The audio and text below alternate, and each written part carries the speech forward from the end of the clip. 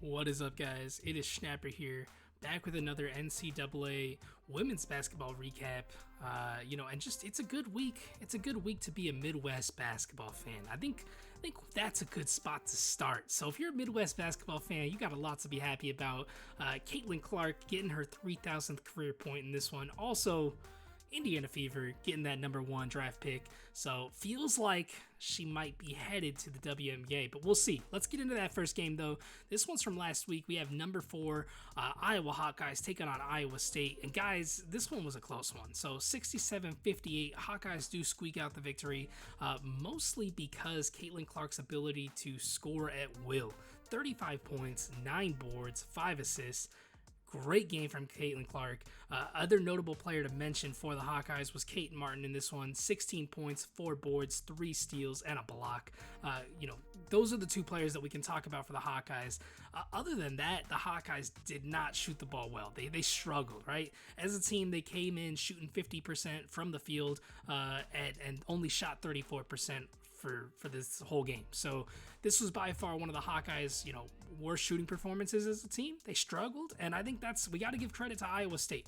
Iowa State kept it close throughout. This was a good one.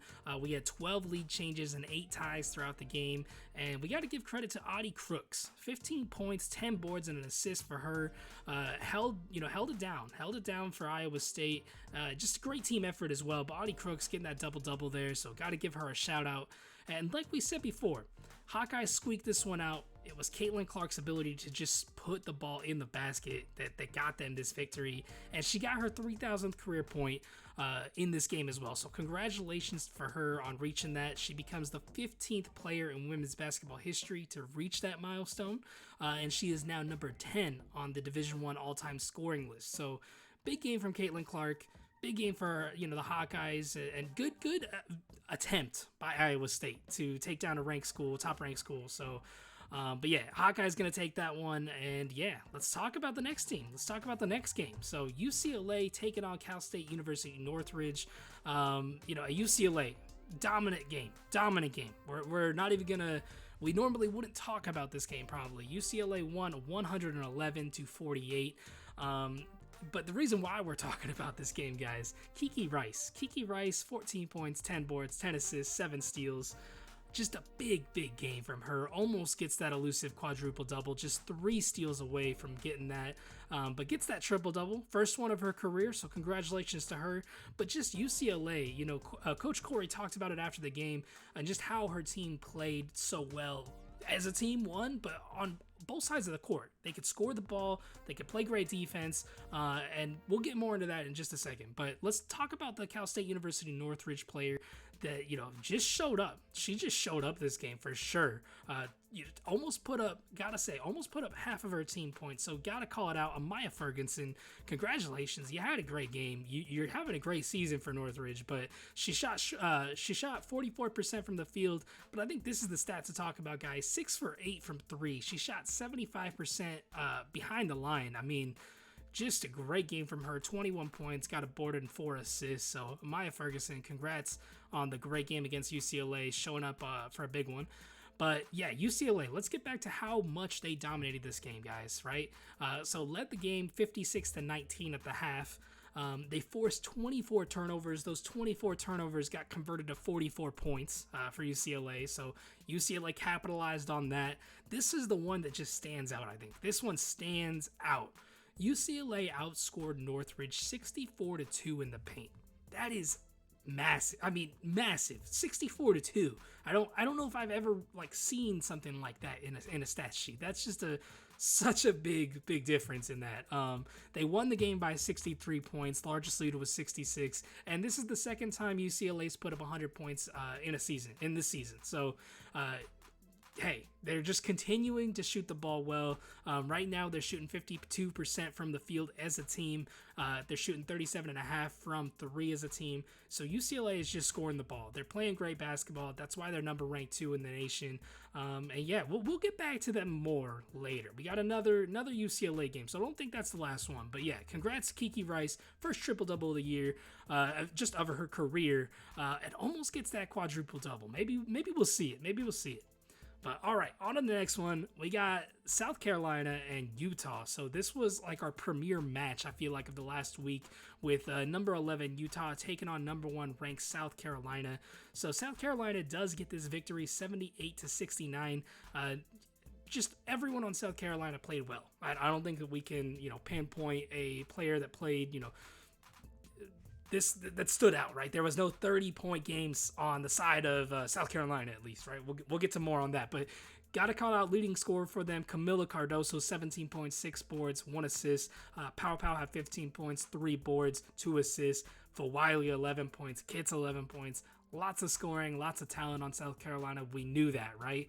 But let's get to Utah, because even though Utah lost the game, they had the player of the game probably with Alyssa Peely. So Alyssa Peely, 37 points, 2 boards, 1 assist.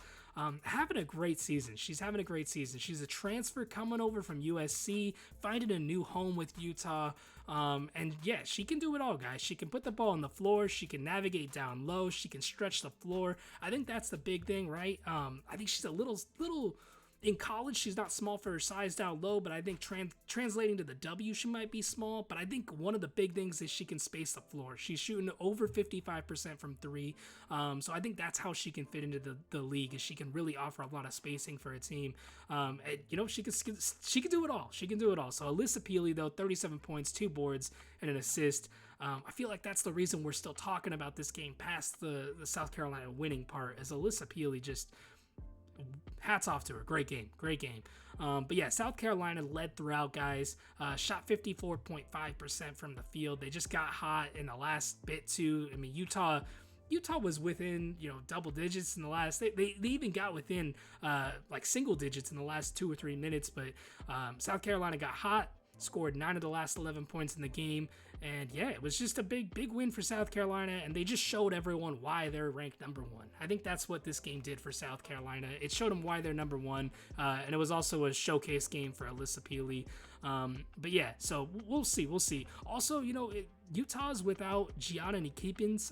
She was the team's leading scorer up until her injury 3 games ago against BYU. So she broke her foot. She's out for the season. So Peely also got into early foul trouble. So, hey, Utah has a lot of positives to take away from this game. Playing so well against the number 1 ranked school, even with a new injury. So congratulations to South Carolina, but nothing to be ashamed of for Utah. Good game from them as well. So we'll go. Gotta bounce back. Talk about UCLA again. So also, something we didn't note in that South Carolina game too, South Carolina-Utah game. So this is the Hall of Fame showcase that was going on. So notice they're playing on that Connecticut floor. So like to see it. It gets you itching for WNBA action. That's kind of what my mind is going through right now. Also, shout out Connecticut Sun are going to be playing a few games in Boston. So, that should be an interesting one. Maybe we get to see some more women's basketball in Boston, get to see potentially a WNBA team one day. Who knows? Anyways, all right, let's talk about this. Number 2 ranked UCLA beating number 20 ranked Florida State. Great game, 95-78. UCLA beats them, right? But UCLA, the reason why we're going to talk about this one, Lauren Betts, guys, she can just do it all for UCLA, and she has had a great season. But this one, she dropped 22 points, had 18 boards, almost gets that 2020 game, but just so close. 22 points, 18 boards, 2 assists for her. Charisma Osborne, 16 points, 3 boards, 4 assists. Angela Dugalic, 16 points, 8 boards, 4 assists. Great game again, scoring the ball for UCLA. That's the big thing to talk about. UCLA can score the ball, and I think that's the big thing. It's not just 1 or 2 people. It's not like you have an Iowa Hawkeye situation where it's Caitlin Clark doing the work, right? Everyone on UCLA is doing the work. Everyone on UCLA is a threat to score the ball, much like South Carolina in the same way. So shout out to UCLA, just another massive game. Florida, we got to mention her, Tanaya Latson, right? 26 points, 3 boards, 4 assists. Great game from her on the other side. If we're going to pinpoint one player for Florida State, that's going to be it. But yeah, so we got to talk about UCLA a little bit more. So UCLA led 54-40 at the half. Lauren Betts had 18 of her 22 points actually at the break. She was 9 for 10 from the field on the day. Fantastic game for her. Florida State did put multiple defenders on Betts in the second half, but that was kind of got that down. They shut her down, but that's why UCLA is such a powerful and big, like, strong team, right? That's why they're a threat. They went to Osborne and Dugalic, and that's how. If Betts isn't going to score, someone else on this team is going to score. I mean, that's the thing. You got anyone can put the ball in the hoop, and that's the strength I think UCLA has right now. Is even if you go and double team someone, or you got a trap on the floor, you're leaving someone open that is a threat, and that's the big thing UCLA showed today. You can see right there in that highlight, just they got threats all over the floor. They got lasers, right? So, anyways, massive game from Lauren Betts, double game. She's shooting 77% from the field. So just that's for the season, not from this game. She was 9 for 10 from the field, but I think that's also important to mention. Lauren Betts just having a really efficient season alongside of a productive season too. So yeah, congratulations UCLA on showing out. I mean, expected to win both the games we talked about, but I think that the way that they won these games was pretty notable. So that's the reason we mentioned them. But on to our last one for this week. We got UConn. So I feel like this is the reason. So UConn versus North Carolina. So the reason we're talking about this one, I feel bad. We've had 2 weeks of this, and we've talked only negatives on UConn. So I feel like we got to talk about a UConn win. So number 17 UConn does beat number 24 ranked North Carolina 74-64. Shout out Paige, right? So Gino talked about last week after that Texas game on how one of her worst performances, it was a lousy effort from her. Paige heard it, right? 26 points from her in this one, 2 boards and an assist. Really efficient night too, 11 for 14 to score that 26. So great game from Paige, buckets. Good to see her. Who knows? Maybe we see her going to Phoenix. I don't know. Feels like that UConn connection with Diana Taurasi in that last season might be well. And there's also maybe there's this like wild Paige. I feel like, especially after this injury, right? It feels like she's had these wild performances where Gino can go from, it's a lousy effort on her side to, almost dropping 30 points the next game. So maybe I feel like we got a lot of DT similarities in some ways, not all the ways, but in some ways. So I think that would be a fun thing to see. So we'll see. Anyways, enough at WNBA talk. Got to mention also Aaliyah Edwards. I feel like she has been the consistent core of this UConn team throughout all these injuries. 16 points, 11 boards, gets that double-double, 2 assists, 1 steal, 1 block. I mean, she's checking every single box in the box score. So great game from her. Notable North Carolina players is Maria Gagnon, 14 points, 13 boards, 3 assists. So great double-double on her. But yeah, I mean, I think the big reason we talk about this game, guys, is I feel bad talking about UConn and just only negatives. Injury, lousy game against Texas. It just feels like UConn needed a win. This was a good win against a ranked team. It's not going to move them. It's not going to move them up or down in the ranks, but hey, congratulations. Also, notable game, we had Caitlin Clark with her 3,000th career point in the game that we talked about earlier. Paige gets her 1,000th career point in this game. So congratulations to her after a very efficient night. I think it should be interesting to see how UConn navigates the rest of the season with the injuries and what they're going to do going forward. So congratulations again to UConn on that win. Let's just check out some rankings, and yeah, let's check it out. So fun little tidbit. There is no change in the top 10. I don't think there's a change. Okay, yeah, it doesn't even happen till 12. So let's just run it down really quick here. And none of these teams had like huge notable games. They played games that they were expected to win, they did what they were expected. That's why we're not seeing movement. But we do have some big tests coming up within the new year, and we have some right here. I know UCLA is playing USC on 12:30. That's the one I'm definitely looking forward to. So number 2 versus number 6, that should be a good one. But yeah, so right now, no movement. So still number 1 South Carolina at 9-0, UCLA number 2 9-0, North Carolina State 10-0, Iowa right 10-1.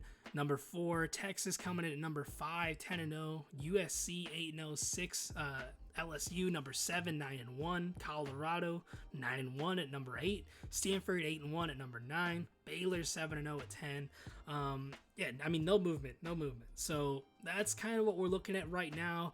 We got more big games on the horizon, especially when teams start playing, in their conference, all that kind of stuff. We'll see what's going on, but got a lot of good stuff going on in the world of women's basketball. So come back next week. We'll watch another couple highlights and see what's going on. But thanks for watching, and like, follow, subscribe, all that stuff. All right, peace.